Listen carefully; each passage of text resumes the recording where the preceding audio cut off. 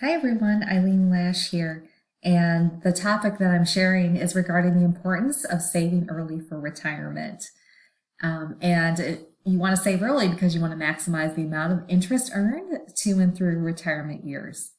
Now, the target learners are novice savers who are just starting to think about putting money away for their retirement account. And the first asset that I'm going to share with you will be an infographic by CUA Bank Nova Scotia called What Happens If You Start Saving for Retirement in Your 20s versus Your 30s, and describes the difference of interest earned for a person beginning their savings at age 25 versus 35. And even though the person that is age 35 puts away more dollars into savings, that compounding interest over the shorter time period does not match what the younger person had earned when retiring at the same age of 60 years old.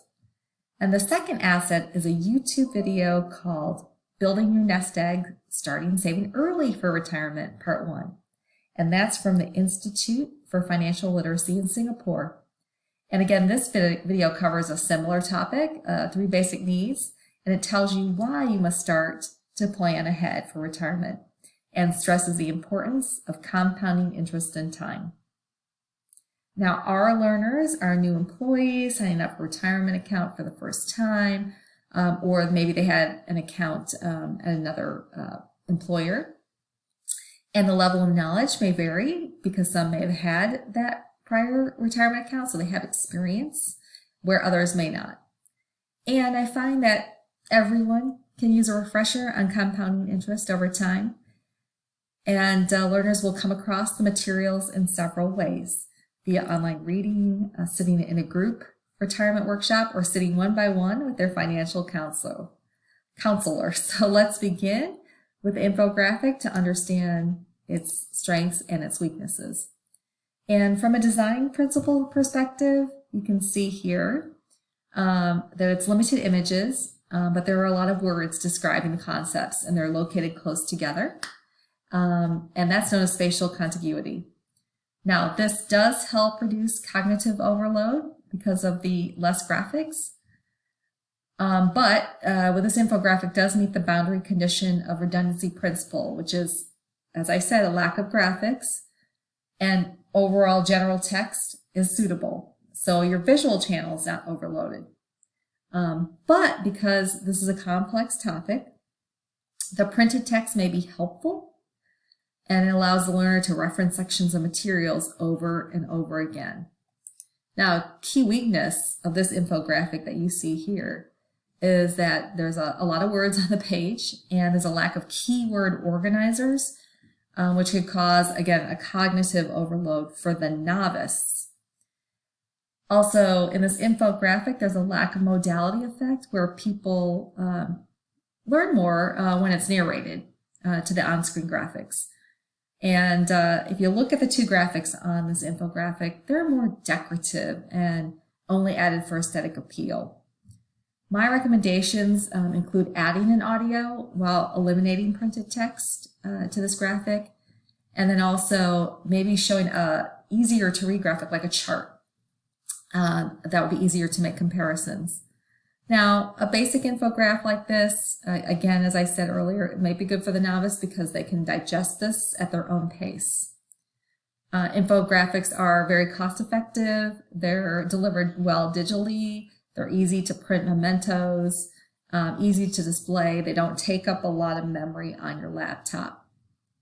Now, while this infographic is a fairly effective image, we could draw from studies that show that balance and placement of the content will help to convey a better story. And the research that I use to support this is recommendations from Exploring Visual Information Flows in Infographics by authors Liu, Want, Lanier, Shao, Feister, and Cohen, Orr, and Huang, April 2020. And Liu et al., they looked at underlying structure that links all the graphical data elements together to tell a story to the user. And they say that an infographic is effective if the information is all contained in one image, and if it's conveyed using visual information flow that connects the visual elements. But for better balance, this infographic could place the text boxes surrounding the two individuals in a very balanced way, which would be positive for the learner. All right, next, let's study the video. Now, building your nest egg, starting early for retirement.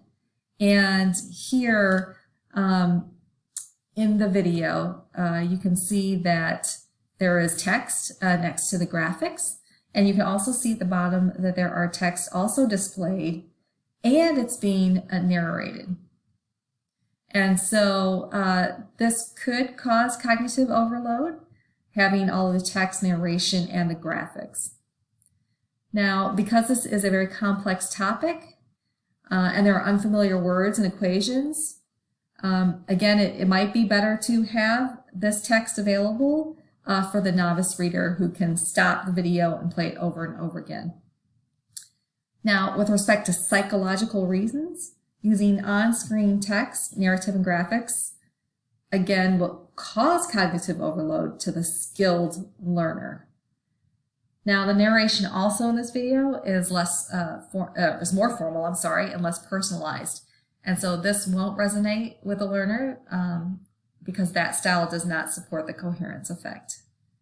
Recommendations could include eliminating the printed text that you see here at the bottom of the page and having graphics.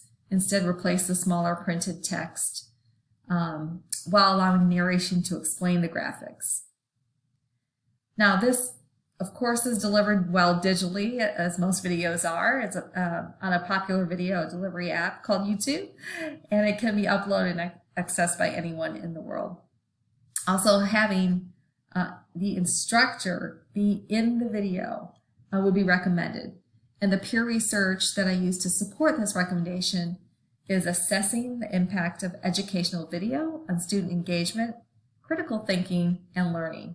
The Current State of Play by Carmichael, Reed, and Karpicki, April 2021. And Carmichael et al. Addressed the cognitive load theory and the social presence theory, stating that including the instructor in the video makes the video have more positive impact on the learner, and the social presence of having eye contact and facial gestures would lead to more engagement with the content. Additionally, their study indicated that learners like videos in general because it does empower them to learn at their own pace and independently. Well, thank you for listening to this video, and I hope you learned something not only about why it's important to save and start planning early and taking inflation into account, but also the impact of design principles on infographic and videos for learning. Thank you.